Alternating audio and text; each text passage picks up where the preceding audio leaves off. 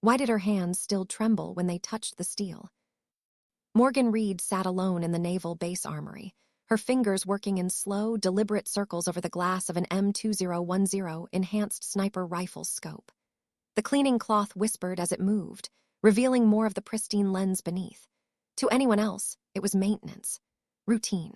Just another technician keeping the SEALs' weapons ready. But to her, it felt like communion, an intimacy with a machine that had once been more reliable than any human being she'd known.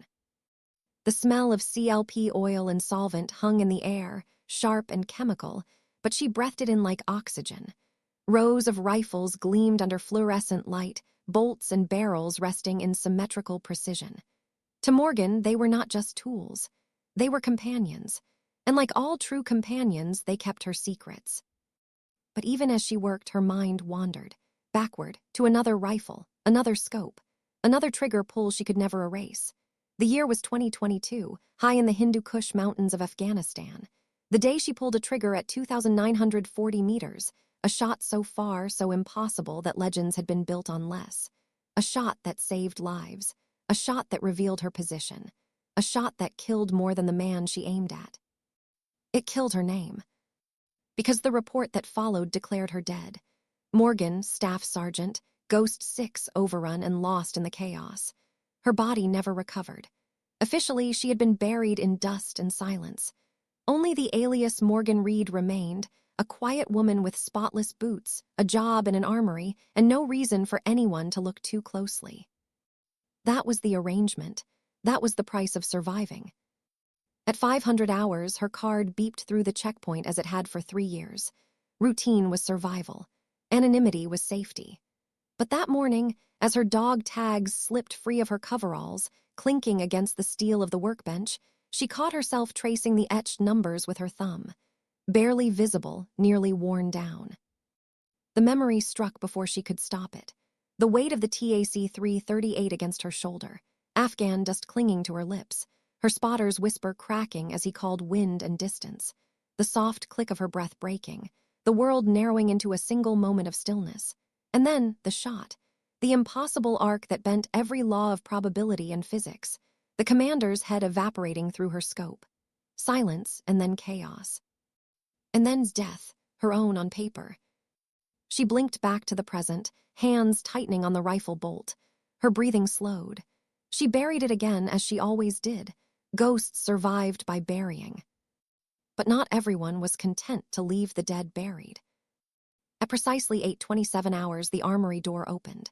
3 men stepped in. Even without the subdued trident stitched onto their combat shirts, Morgan knew what they were. SEALs. Their presence carried a weight, a predatory confidence born from too many deployments in too many places. The man in front, clipboard in hand, moved with the authority of command. Mid-40s, steel-gray eyes that had seen too much sand, too many jungles. His name tape red, Blackwood, lieutenant commander. Morgan kept her movements calm, ordinary. She didn't flinch as he glanced her way. Special operators rarely cared about technicians. To them, she was invisible, useful but forgettable. She liked it that way. "Ma'am," Blackwood said, voice polite, professional. "We'll be evaluating some of the precision systems. Please continue with your work." Morgan nodded, returning to the M2010. Her hands moved with practiced rhythm, torque checks, extractor inspection, reassembly of the scope. Ordinary motions, unremarkable, but she felt it. His gaze, lingering longer than it should, watching not the rifle but her. She didn't look up, didn't break rhythm. Years undercover had honed her instincts sharper than any blade, and those instincts screamed now. She remembered Afghanistan, 26 hours lying still in a stone outcropping as patrols passed within meters. Survival demanded calm, demanded stillness even when panic clawed inside. Compared to that, this was simple. Just a man watching her clean a rifle, nothing more. Except it wasn't nothing. When the dog tags slipped free again, catching light as they dangled from her coveralls, she caught the flicker in his expression. Recognition. His clipboard fell, clattering against the concrete, a mistake no SEAL commander should make. Collins and the 2 younger operators looked up in surprise. Blackwood bent to retrieve it, his face calm, too calm, but his eyes were different now. Predator eyes. She tucked the tags back under her shirt. Her voice was steady. "Is everything all right, sir?" "Fine," Blackwood replied, but his voice carried a tremor, barely there, enough for his team to notice.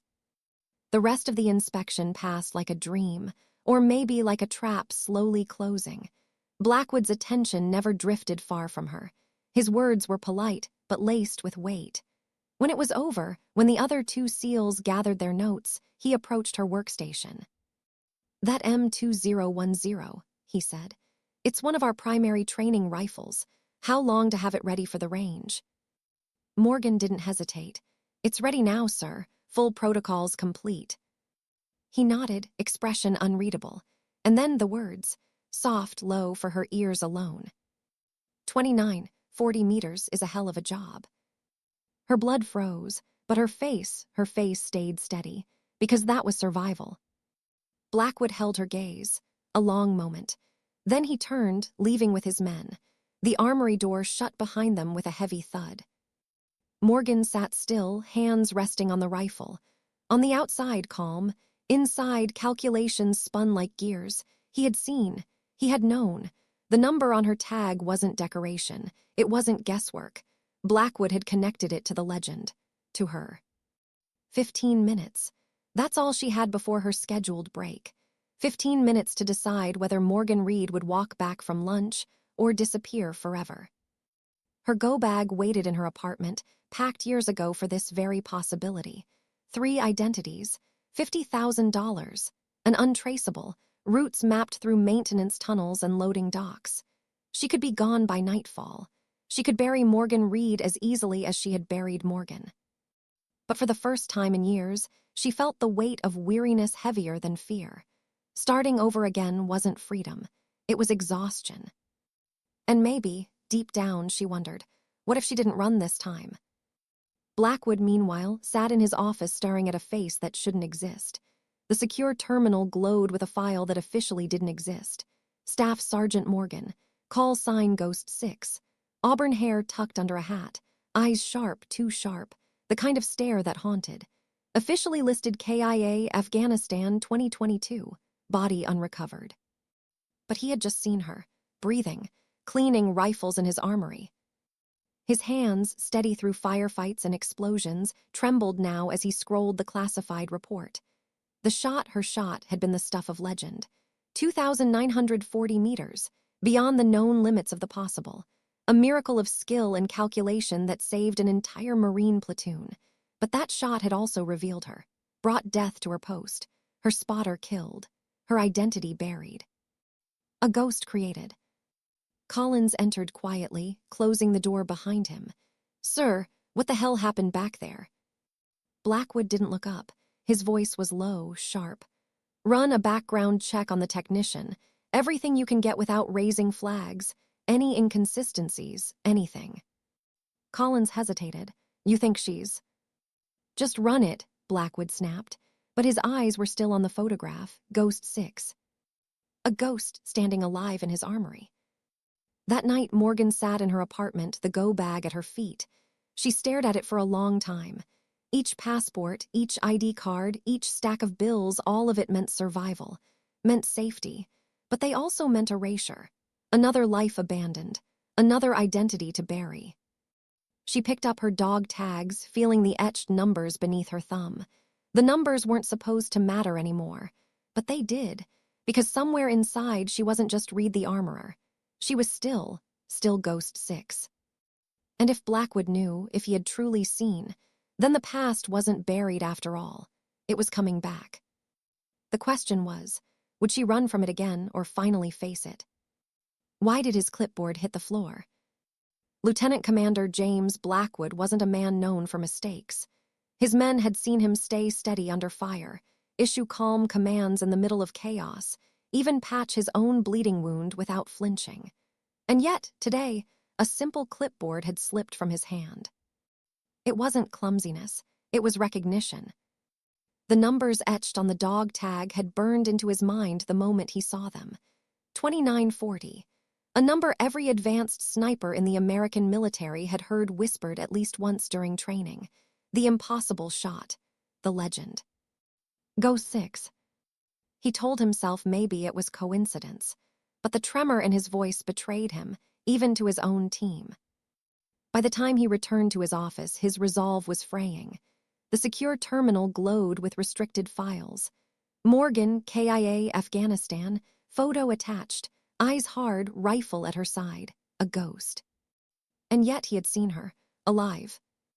A knock pulled him from his thoughts. Senior Chief Collins stepped in, closing the door behind him. "Sir, I've served with you for a decade. You're rattled. What happened in that armory?" Blackwood's voice was sharp, colder than usual. "Run a check on her. The technician, Morgan Reed, I want everything. Service record, training background, medical, the works. Quiet, no flags." Collins frowned. "Sir, she's just an armorer." "Do it," Blackwood cut him off. His voice softened a fraction. "And be careful, something about her doesn't add up." When Collins left, Blackwood stared again at the face on the monitor. Ghost 6. The woman who had bent physics with a rifle. A soldier whose obituary he had read in classified after-action reports. Now alive, in his armory. And he needed to know why. Morgan walked through the base later that evening with careful precision, boots clicking softly against concrete. Routine was camouflage. People noticed deviations more than faces. 3 years of surviving as Morgan Reed had taught her that much. But tonight, routine felt thinner, fragile. She passed groups of SEALs moving with their usual intensity. Some laughed in brief bursts between training runs. Others stalked silently toward the range. None looked at her twice. And yet she felt eyes anyway, shadows following too closely. She reached her apartment, small, sterile, everything in its place. Her go-bag still sat where she had left it earlier. The temptation was strong. Grab it, walk out, disappear. She'd done it before. But her hands stayed still. She remembered Blackwood's voice, low, measured. 29, 40 meters is a hell of a job. If he knew, then he'd already started digging. If he dug too far, he'd find things not even most generals knew. Ghost protocol, a program built on erasing people like her. Soldiers declared dead so they could serve in silence. Operatives who lived in shadows the world was never meant to see. She poured a glass of water and sat in the dark, staring at her reflection in the window. Auburn hair tied back, lines around her eyes deeper than 3 years ago. She looked like a ghost, even to herself. And for the first time in a long while, she felt tired of running. Hours later, in another part of San, Blackwood's truck rumbled through winding hills toward an isolated ranch. A man was waiting. A man he hadn't spoken to in years, but whose name still carried weight in the quiet corners of intelligence. Walter, retired CIA, 40 years in the shadows. Blackwood stepped onto the porch, greeted by the sight of the old spook rocking in a wooden chair, a shotgun resting casually across his lap. His hair was white, his eyes sharp as ever. "You look like hell," said flatly. "Good to see you too," Blackwood replied, handing over a bottle of bourbon older than some lieutenants.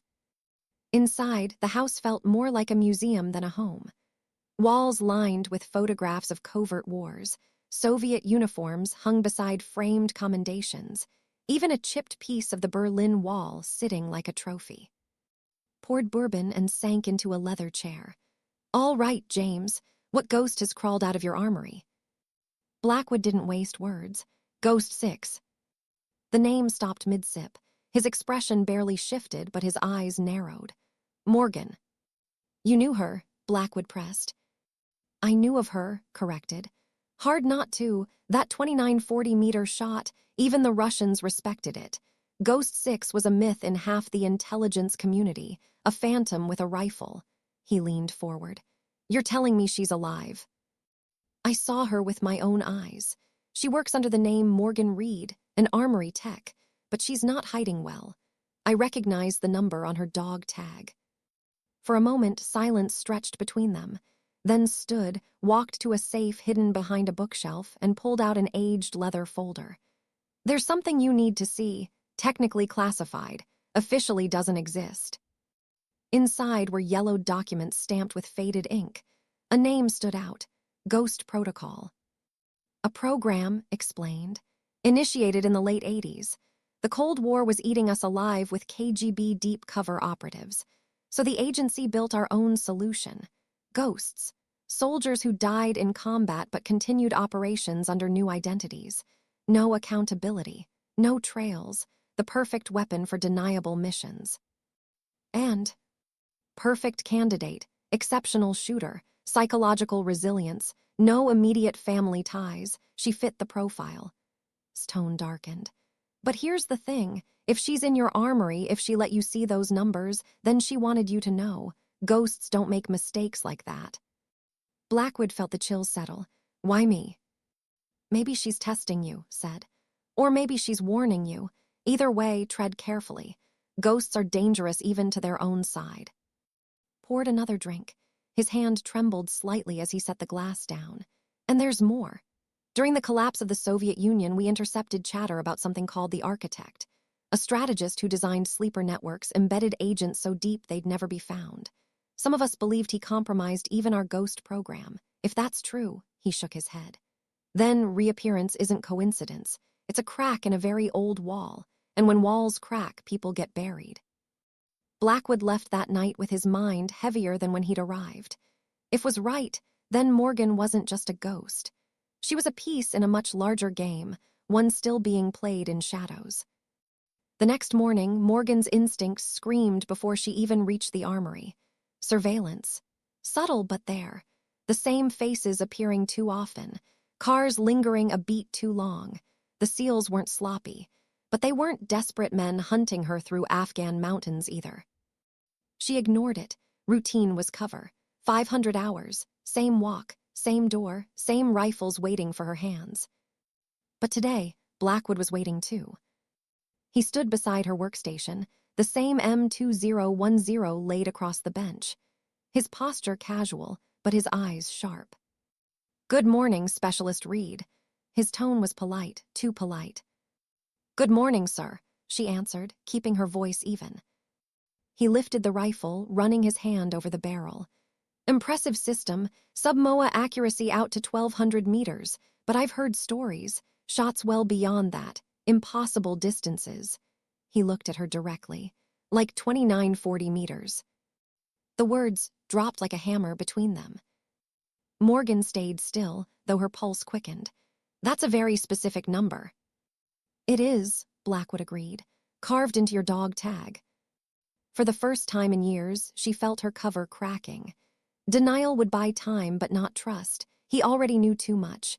The real question was, what did he want? We should continue this conversation elsewhere, she said quietly. Blackwood didn't hesitate. He handed her a folded paper, an address. Range, 1,800 hours, secure, private, come alone. His eyes were steady.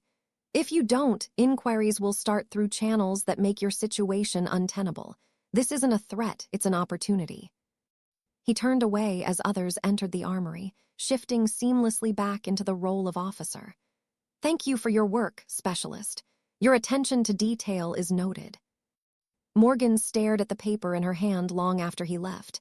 The address wasn't random. She knew Range, a private training facility trusted by operators who wanted discretion. If Blackwood chose it, he wasn't bluffing. Her options tightened like a noose. She could run, disappear, burn the Morgan Reed identity and start again, or she could face him, step into the crosshairs knowingly. By 1,700 hours, the decision was made. Her go-bag stayed untouched. Instead, she dressed in jeans, a black shirt, a jacket concealing her. Civilian clothes, but her movements had the quiet readiness of an operator preparing for war. The range was isolated, tucked between rolling hills and dusty roads. Blackwood's truck was the only vehicle waiting. No ambush vehicles, no second team, just him. And an older man on the porch, former ranger, owner of the range. His eyes tracked her with the wary respect of someone who had seen too many killers up close. Ms. Reed, he called, or should I say Staff Sergeant. Her blood chilled at the name. He nodded toward the door. Jim's inside, said you might be cautious, you should be, but no one here wants trouble. Morgan walked forward slowly, hand brushing near her concealed weapon. Each step carried the weight of 3 years of hiding. Each step was a choice not to run. Inside, the air smelled of wood and bourbon. The walls carried memorabilia from wars spanning decades. Blackwood stood waiting, no uniform now, only civilian clothes. But his eyes were the same, steady, unflinching, demanding truth. "Thank you for coming," he said. "You didn't leave me much choice," she replied. And as the door shut behind her, the ghosts of her past and the dangers of her present collided in one room. Why hadn't she walked away? The lodge smelled of aged wood, gun oil, and bourbon. Shadows from mounted rifles stretched across the walls, silent reminders of wars fought before she was born. Morgan stood near the door, posture wary, her hand never far from the weapon concealed beneath her jacket. Blackwood sat at the table, civilian clothes blending him into the room, but nothing could soften the aura of command about him.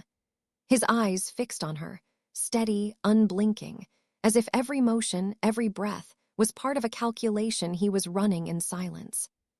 "Please," he said, gesturing to a chair.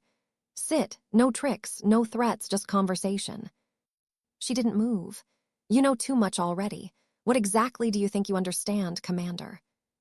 "I believe you're Morgan, Ghost 6, the sniper who made the longest confirmed kill in history, officially declared dead 3 years ago." His tone was calm, matter-of-fact, but beneath it ran an undercurrent of certainty. Morgan's jaw tightened. She wanted to deny it, to bury it all again. But she saw the way he studied her, like a hunter who already knew his prey. Denial would be pointless. Blackwood leaned forward. "You've been living as someone else, an armorer, invisible. That cover kept you safe. But you let me see the numbers. Dog tags don't lie, so why now?" Her silence stretched, the only sound the crackle of the fireplace. Finally, she said, "And what do you want from a ghost, Commander? An autograph? A confession?" "No," Blackwood said quietly. "I want to know why you're here. Why now?" Morgan's laugh was soft, bitter. "Because ghosts don't choose where they haunt. They're put there." Entered then, carrying 3 glasses and a bottle of bourbon. His frame was wiry with age, but his eyes were sharp, his hands steady. "I'll let you two have your starring contest," he said gruffly, setting the bottle down. "But out here, words don't matter, skills do. Jim, you asked. Range is ready. Let's see if the ghost still breathes." Blackwood glanced at Morgan. "He's right. One demonstration, that's all." Her first instinct was to refuse. Tests were traps. Proofs of identity left trails. But she saw their faces, Blackwood's suspicions, curiosity. If she refused, the myth of Morgan would unravel into suspicion and betrayal. If she accepted, she would be exposed. But ghosts didn't survive by running forever. "One demonstration," she said.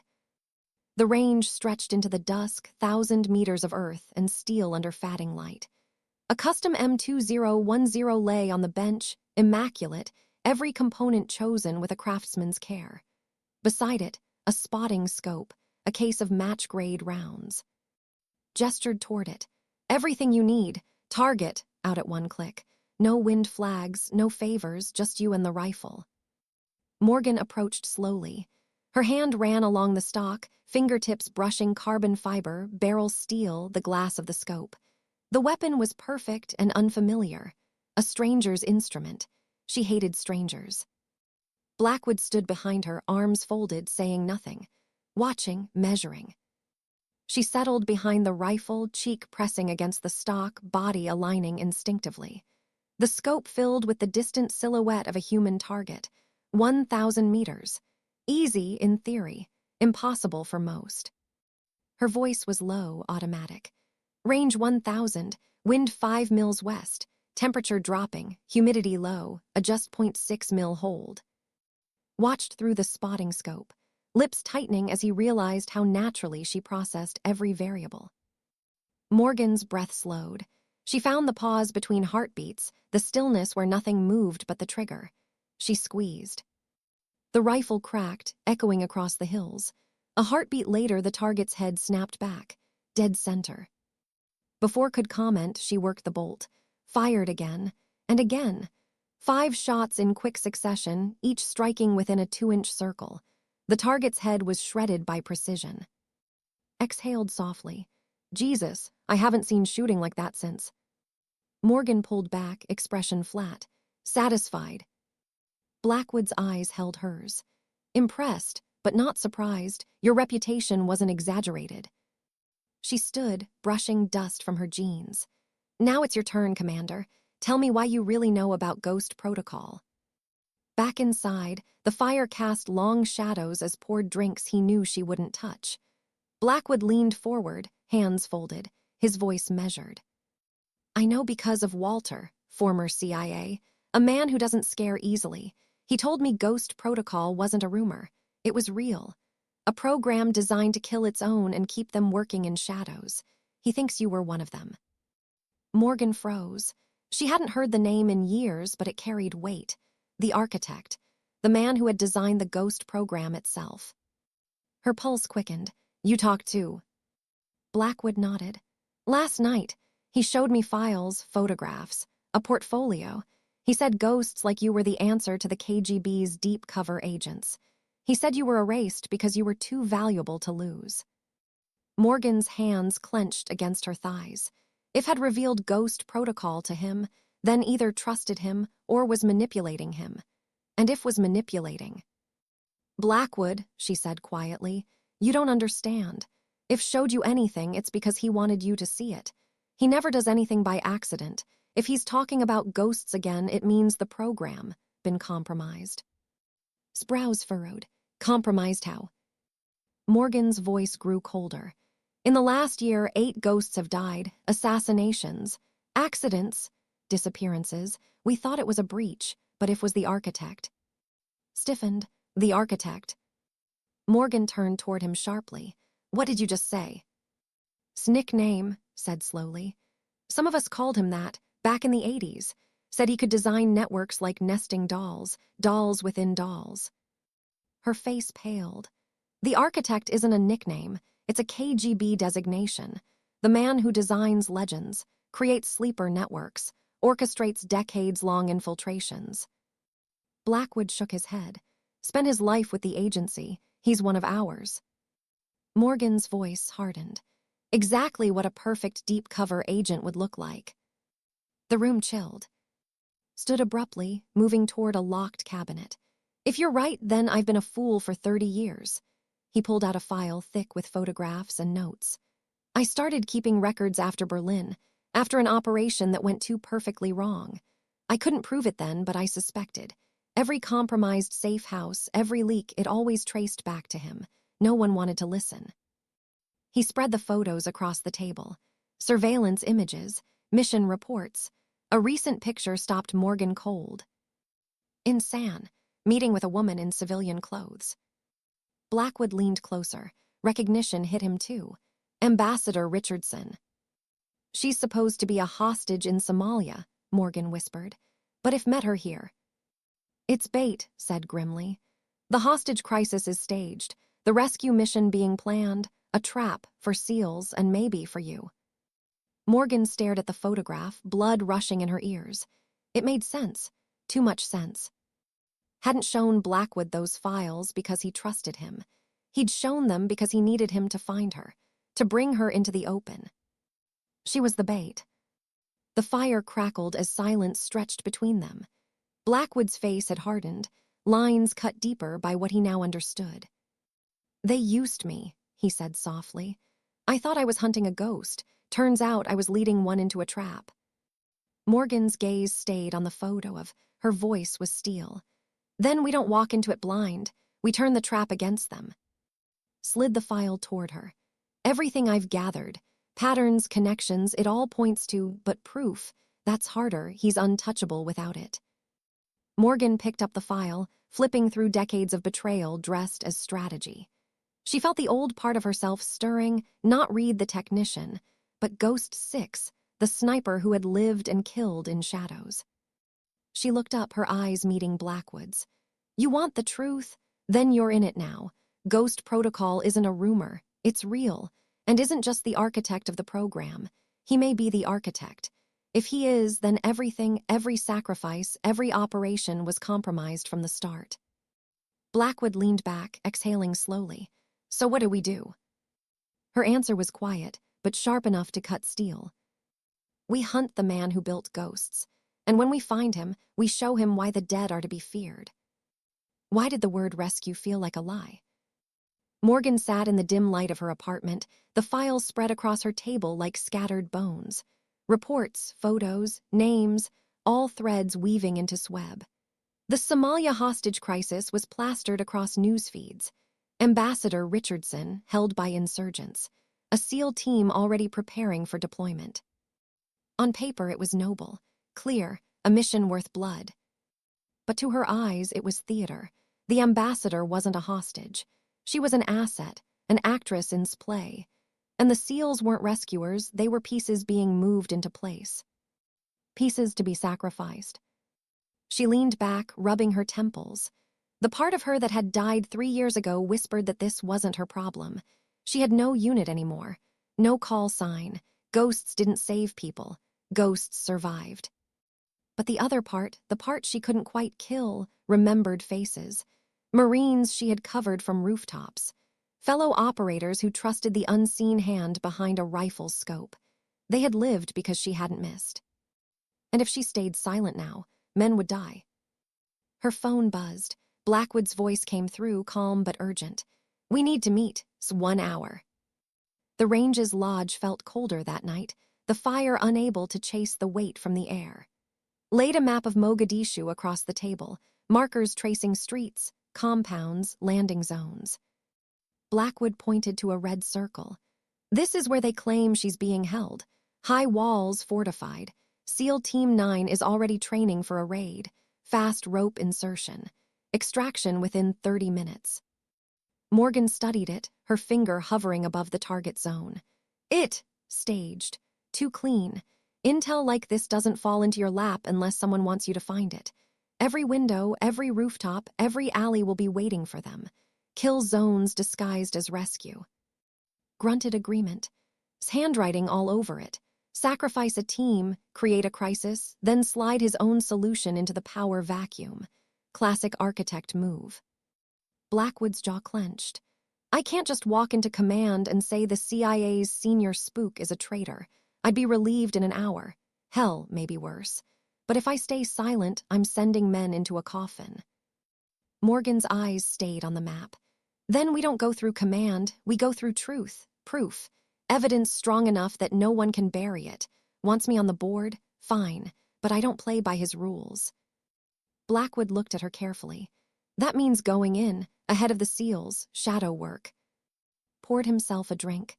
You realize what you're asking her. She's been out for years. One mistake and the cover she's bled to keep is gone for good. Morgan's voice was quiet but resolute. My cover's already gone. Blackwood saw it, wants it. The only choice left is how I use it. Either I keep running or I fight. The silence afterward wasn't empty. It was filled with decision. The next weeks blurred into preparation. Morgan's days still began at the armory, the mask of Reed the technician firmly in place. But her nights belonged to Ghost 6 again.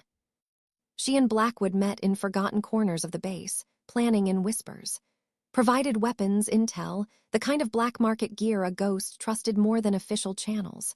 Morgan reassembled her old kit piece by piece, her veil, range cards, the logbook she had carried since her first deployment. Tools of a life she had buried, now rising from the dirt. She felt the shift inside her. At first, it was muscle memory, the way her hands snapped a bolt closed, the way her eyes read wind across rooftops. But then came the weight. The old rhythm of living in hours, in distances, in lives measured by ounces of trigger pull. It terrified her how quickly she fit back into it. One night, Blackwood found her lying prone across range, her rifle aimed at targets half a mile away. She hadn't noticed him approach until he spoke. You don't miss, do you? Her finger hovered near the trigger. I've missed plenty, but never when it mattered. He crouched beside her. That's what scares me. You've carried this for too long. No one should, not alone. She didn't look at him. It wasn't alone. I had a spotter. The day I died, he didn't make it. That's what ghosts are, the ones left behind. Her voice faltered at the memory. Dust. Blood. The scream in her headset cut short. She buried it quickly, eyes narrowing back into the scope. Blackwood didn't press. He just sat in the dirt with her, silent, letting the truth breathe. 2 days before the SEAL team's scheduled deployment, the operation shifted. Himself arrived at, walking the halls with the calm arrogance of a man untouchable. Suits flanked him. His smile was thin, polished. Morgan saw him once from across the hangar. His eyes swept past her without recognition. But she felt it anyway, the cold, calculating presence of a man who didn't see people, only pieces. That night, Blackwood slammed a fist into his table. He's accelerating it. If we wait, the team goes in blind. We won't have time to build a case. Morgan leaned over the map. Then we don't wait. We go now, ahead of schedule. We get proof before can bury it. Sprouse rose. That means you two alone, no backup, no extraction plan. Morgan's stare was steady. Ghosts don't get extraction. They left under civilian cover, a cargo flight into Djibouti, then a hop across the Gulf into Mogadishu. The city stretched below them like a labyrinth of dust and shadow, chaos painted across crumbling concrete. Blackwood moved with the efficiency of a man who had done this too many times. Morgan moved with the silence of one who had lived here before, in places that looked different but smelled the same: sweat, cordite, fear. By nightfall, they were on a rooftop across from the target compound. Morgan's rifle lay steady on the parapet, scope glinting under the stars. Blackwood scanned with binoculars. The scene was too perfect. Guard rotations too precise. Vehicles staged in neat intervals, like actors waiting for their cue. Through her scope, she found Richardson. Alive, calm, sitting in a chair, sipping water, not a hostage, not afraid. She exhaled slowly. Confirmed, it's staged, she's in on it. Blackwood cursed softly. Then's using her to sell the op. We need evidence, something we can take back. Morgan shifted, scanning the compound's edges. That's when she saw it, a figure in shadows, camera lens glinting. Not insurgent, not local. Western, recording everything. Her breath caught. He's here, sent a recorder, proof of their trap. Blackwood followed her. We get that footage, we expose him. But even as he spoke, headlights cut through the dark. Armored trucks rolled in, heavy, fast, too disciplined for insurgents. Men spilled out, weapons Western, movements trained. Not local fighters. Contractors. Morgan's gut turned. We're already late, it's starting. She adjusted her scope, finger settling on the trigger. The distance wasn't impossible. 600 meters. Easy for her. One squeeze and the cameraman would drop. But killing him wouldn't be enough. They needed the camera intact. Blackwood's hand touched her shoulder. You take the shot, we lose proof. We move. Now. They slipped from the rooftop, shadows within shadows, weaving through alleys toward the compound. Every instinct screamed at Morgan to vanish into the dark, to survive as she always had. But she stayed on Blackwood's shoulder, rifle tight against her back. Because this time it wasn't just survival, it was truth. They reached the outer wall as engines roared inside. Voices barked orders in English. SEALs weren't supposed to arrive for 2 days, but already the stage was set for blood. Blackwood pressed against the concrete, breathing hard. We get the recorder, we live. Anything else, we die. Morgan checked her rifle, eyes hard. Ghosts don't live, they just keep going. And with that, she vaulted the wall, vanishing into the kill zone that had been waiting for her all along. Why did the air feel like the moment before a storm? Morgan crouched low against the compound wall, the rough concrete pressing into her palms. Inside, the staged play unfolded, voices barking orders, the thrum of engines, boots crunching gravel in rehearsed choreography. Everything was too precise, too deliberate. Blackwood whispered beside her, breath steady despite the danger. Northwest corner, blind spot in the patrol, that's our window. She nodded, eyes already mapping routes, distances, shadows. 3 years of silence fell away as the ghost inside her stirred awake. Every detail sharpened, the angle of a guard's elbow as he turned, the subtle rhythm of steps on dirt, the way floodlights hummed a fraction before flickering. She moved. The climb was muscle memory. Fingers found cracks, boots found leverage. She flowed over the wall like smoke, landing soft, her rifle hugging her body. Blackwood followed a beat later, heavier but controlled. They pressed into the shadows, listening. The voices were clearer now. Team 9 lands in 48 hours. Ambassador will make the plea live. Then the assault goes down exactly as scripted. Morgan's jaw tightened. Scripted. She had known, but hearing it cut deeper. Lives weren't pawns on a board. Men would believe they were rescuing, fighting for something real, and they would die for theater. A guard turned the corner. His eyes widened. Too late. Morgan's knife flashed, her hand covering his mouth as steel slid clean and silent. She lowered him gently into the dark, her pulse steady, her expression unreadable. She hated the intimacy of close kills. She hated how necessary they were. Blackwood exhaled softly. "You're not rusty." "Ghosts don't rust," she whispered back. They slipped deeper into the compound, weaving between shadows until the central courtyard came into view. Floodlights cast sharp circles over vehicles, crates, men armed with Western rifles. And there, on the second-floor balcony, the cameraman lens sweeping, recording everything. Morgan froze. Through her scope, she saw his face. Calm, detached, not insurgent, not soldier. A contractor, one of. The camera was the key. If they could get it, they had proof. If they didn't, they'd have nothing but dead men and whispers. Blackwood tapped her arm. "We split. You take the high ground. I'll cut power and get us 5 minutes, no more." She almost refused. Splitting meant risk. Risk meant failure. But his eyes were steady. "Trust me," they said. She nodded once. 5 minutes. And then she was gone, melting into the stairwell, each step precise, each breath measured. The upper floor smelled of dust and oil. The cameraman moved methodically, panning across the courtyard, narrating softly into a headset. Morgan ghosted behind him, rifle slung, knife drawn. Every nerve screamed to end it quick, a blade across his throat. But the camera, they needed it intact. She struck with silence, arm across his mouth, knife pressing into his ribs, her voice a whisper colder than steel. "Don't move." His body tensed, but he obeyed. She pulled him back into the shadows, blade unrelenting. With her free hand, she unclipped the camera harness, lowering it carefully. The red light blinked steady, recording. She exhaled, proof. Then the floodlights died. The courtyard plunged into darkness. Shouts erupted. Engines roared. The trap was springing early. "Move," Blackwood's voice crackled in her earpiece. Morgan shoved the cameraman aside and sprinted for the balcony. The courtyard below exploded with chaos, men shouting, weapons firing into the night, tracer rounds cutting across black sky. The stage had collapsed into real violence. She dropped prone, rifle sliding into her hands, scope glowing faintly. The first shot cracked, a contractor falling before he could fire. Another, and another. Each pull of the trigger was a breath, each death a necessity. She was Ghost 6 again, unseen, unmissed, unstoppable. Blackwood appeared below, hauling a satchel of stolen documents, moving fast under fire.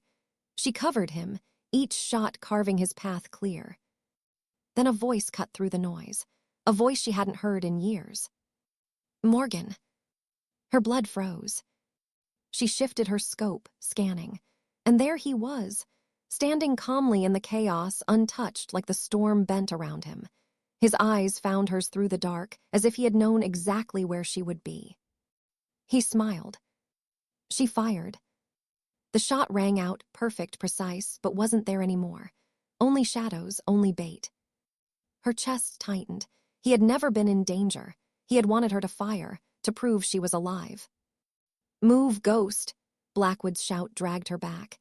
He was pinned behind a truck, gunfire slicing around him. She leapt from the balcony, rolling hard, rifle tight against her chest. The impact jarred her bones, but she was moving before the pain hit. Covering fire, 3 kills in rapid succession, then she was beside him, dragging him back toward the wall. Bullets tore the air. Grenades flashed. The compound was a storm now, thunder and fire ripping through every corner. "Did you get it?" he shouted, voice hoarse. She held up the camera, its light still blinking. "Proof enough." They reached the wall, scaling it under fire, bodies moving on instinct, on survival. The alley beyond was chaos too, trucks circling, searchlights sweeping. No easy way out. Blackwood swore, "Extraction route's blown." Morgan checked her rifle, jaw set. "Then we make our own." They ran, through alleys, over rooftops, each turn another fight, another test. Morgan killed without hesitation, her hands steady even as her heart broke with every trigger pull. Not for herself, for the lives already marked to die if they failed. By the time they reached the outskirts, the camera was still clutched in her hands. The proof survived. So did they, barely. Hours later, hidden in an abandoned safe house, the adrenaline ebbed, leaving only silence. Blackwood patched a graze along his arm, muttering curses.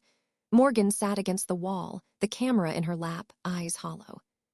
She replayed a fragment of footage, guards staging, Richardson smiling. Contractors giving orders, it was undeniable. But her mind wasn't on the evidence. It was on his voice. The way he had said her name in the dark, calm, certain. Hadn't just wanted to lure seals into a trap. He had wanted her, alive. Blackwood sank down beside her, voice low. "We did it. Proof's here. We can stop the mission." Morgan shook her head. "No, we only slowed him down. Won't stop because of evidence. He'll pivot. He'll find another board, another piece to move." She looked at him, eyes sharp, haunted.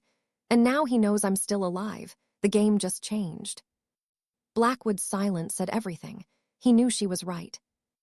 Outside, dawn bled across Mogadishu, painting the world in fractured light. Inside, Morgan clutched the camera, knowing it wasn't victory she held. It was a declaration of war. Why did victory feel so much like defeat? The safe house reeked of sweat, cordite, and exhaustion. The stolen camera sat on the table, its blinking light a heartbeat in the dark.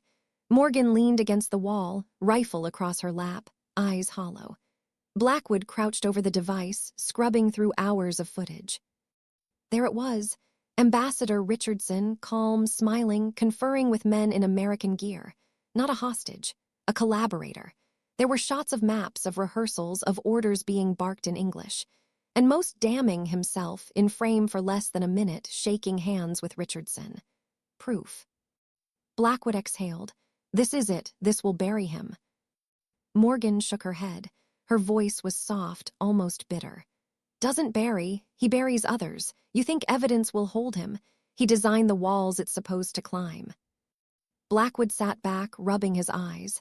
He wanted to argue, but he knew she was right. Evidence alone wouldn't stop. The man had written too many scripts, built too many puppets. He could discredit, deny, spin. And behind him stood decades of shadow networks. Still, they couldn't walk away. They left Mogadishu before dawn, slipping through alleys, hitching a ride on a smuggler's truck bound north. By the time they reached Djibouti, the proof was encrypted, carried on drives hidden in false seams. The old came back to Morgan like muscle memory. Dead drops, signals, shadows. But the cost was written across her face.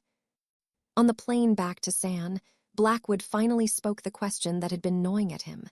"When he called your name, why did it rattle you?" Morgan stared out the window, sky stretching endless beyond the glass. "Because I realized something. Didn't just want the seals. He wanted me. He knew I'd come. He's been moving pieces for years to pull me back into the light." "Why?" Her fingers curled tight around her dog tags. "Because I'm his mistake. The one ghost who didn't break. He erased me, but I didn't stay buried. And men like can't stand loose ends." She closed her eyes, exhaustion pressing heavy. "He's not just hunting soldiers anymore. He's hunting me." They landed stateside under the cover of routine transport. To anyone watching, Blackwood was returning from a classified briefing, Morgan from supply errands. Normal, ordinary, but shadows trailed them anyway. Back at range, the old ranger had cleared space on his workbench, monitors flickering with footage. He scrubbed through frame after frame, his weathered hands shaking. "This isn't just bad optics," he muttered. "This is treason."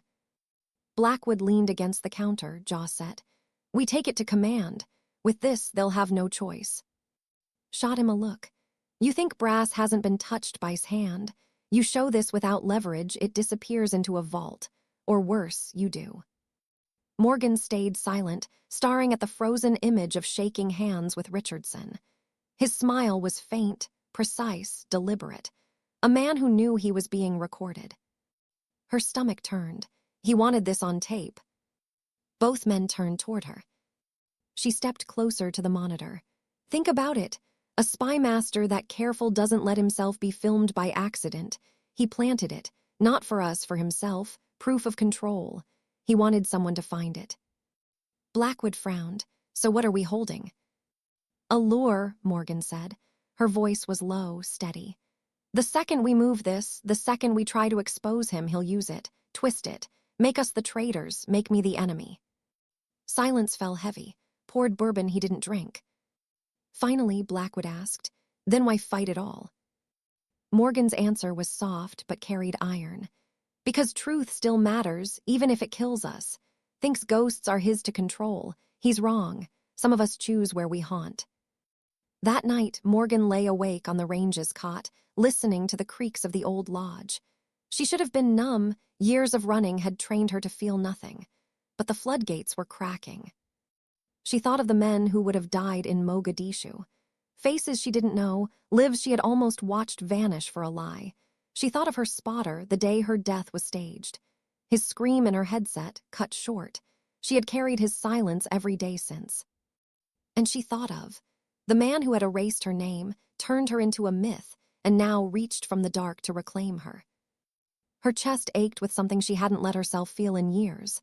Not fear, not rage, grief. Blackwood found her the next morning, rifle already in her hands, scope trained across the range as if she could see her ghosts out there. He didn't speak at first. He just stood beside her, letting the silence hold. Finally, he said, "We can't do this alone." Morgan's eyes stayed on the scope. "Then who do we trust?" By midday, the counterattack came. It started with a drone, small, quiet, circling above the range. Too precise to be random. Then came the SUVs, black and armored, rolling down the dirt road in a column. Swore, grabbing an old M4 from the wall. "He found us." Blackwood's voice was sharp, commanding. "Files, drives, move them now." Morgan was already moving, stuffing gear into a rucksack, tucking drives into hidden pockets. The sound of doors slamming echoed outside. Boots on gravel, dozens of them. Through the window, she caught sight of men in black fatigues. Contractors, private army. Her heart thudded steady. This wasn't surveillance. This was erasure. Racked his rifle, face grim. "If this is where I go standing." Morgan's gaze flicked to him.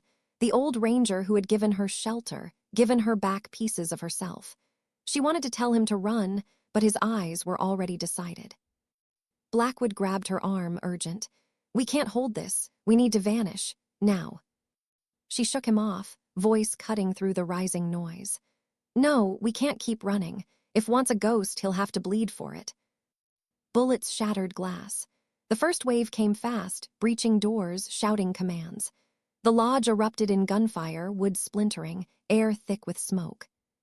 Morgan dropped prone, rifle barking in controlled bursts. 3 down before they knew where she was. Blackwood covered the flank, anchoring the doorway like a man born for last stands. But they were outnumbered. As she reloaded, Morgan felt the weight of every choice pressing in. She had dragged them into this. Wasn't here for Files, wasn't here for, he was here for her. Her chest heaved, her vision narrowing.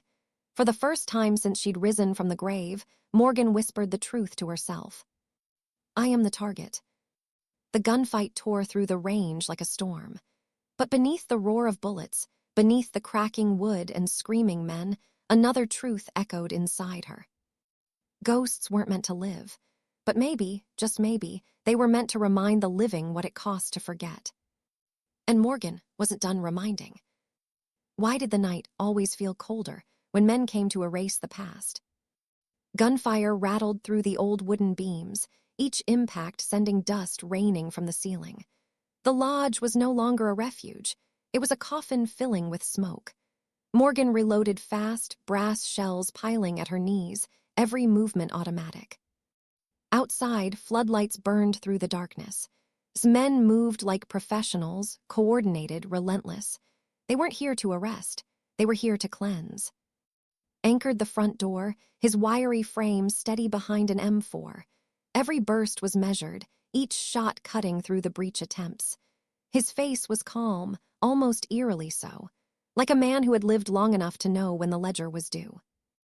Blackwood slid beside Morgan, blood on his sleeve, his breathing ragged. "We can't hold much longer."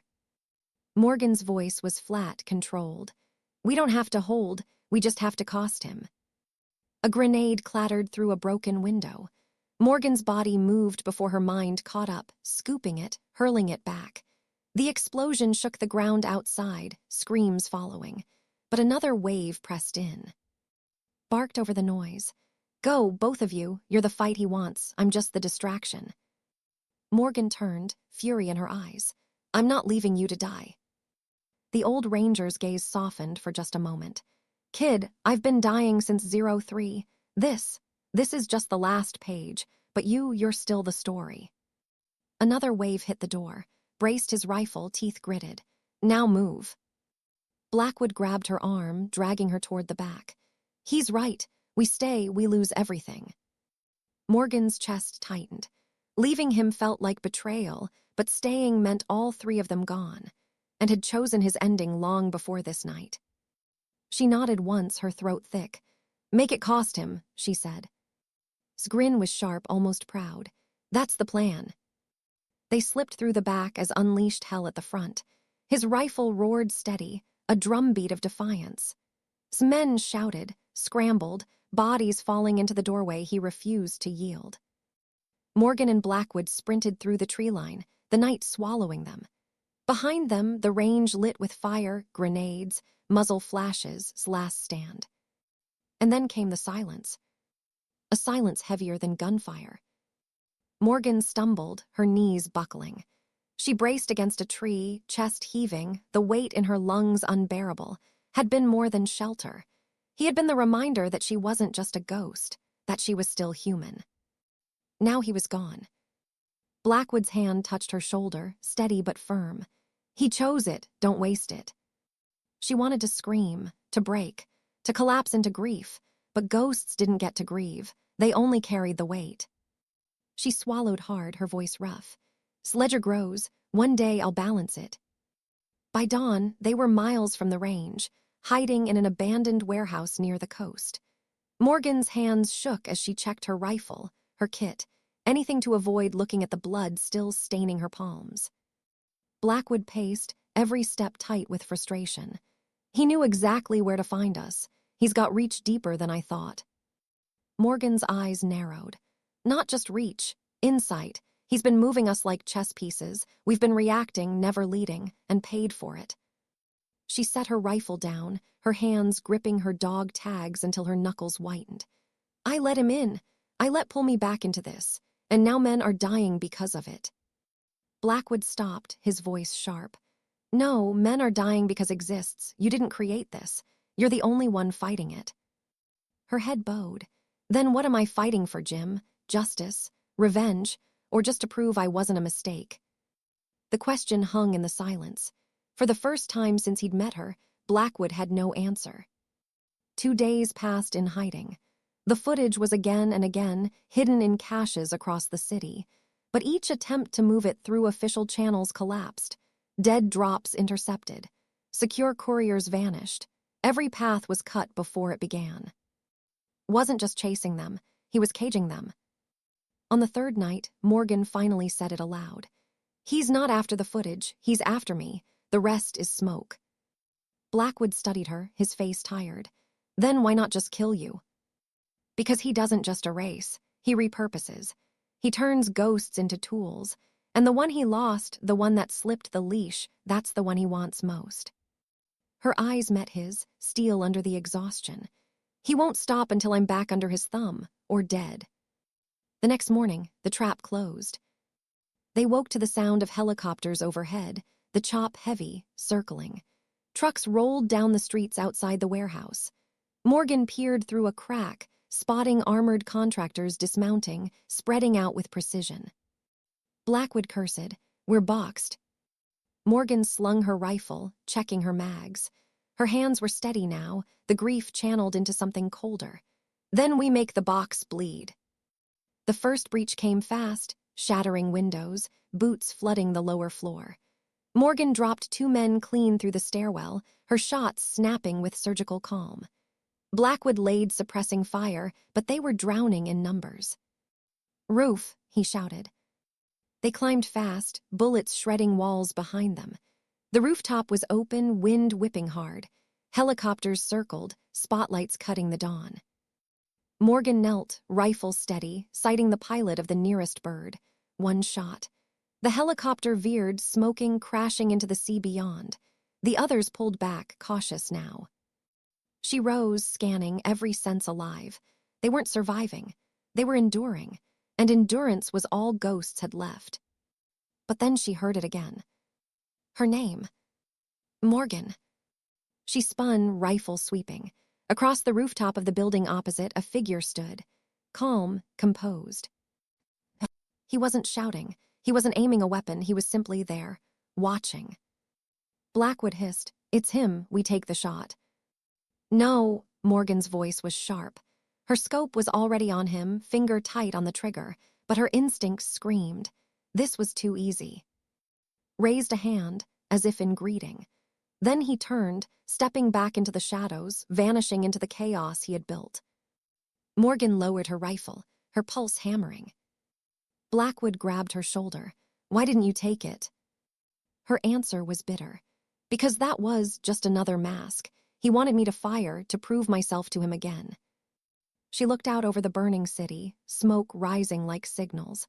"He's not hunting us. He's conditioning us, breaking us down until we're his pieces again." Her voice cracked for the first time, but she forced the words steady. "I won't be his ghost. Not again." By the time they fled the city, death was already a whisper in the wind. Men had erased the range, scrubbed it clean. To the world, the old ranger had never existed. But to Morgan, his voice still lingered. "You're still the story." She clutched her tags, her rifle, the proof they still carried. And for the first time, she realized the fight wasn't about exposing. Not yet. It was about surviving him long enough to make the truth undeniable.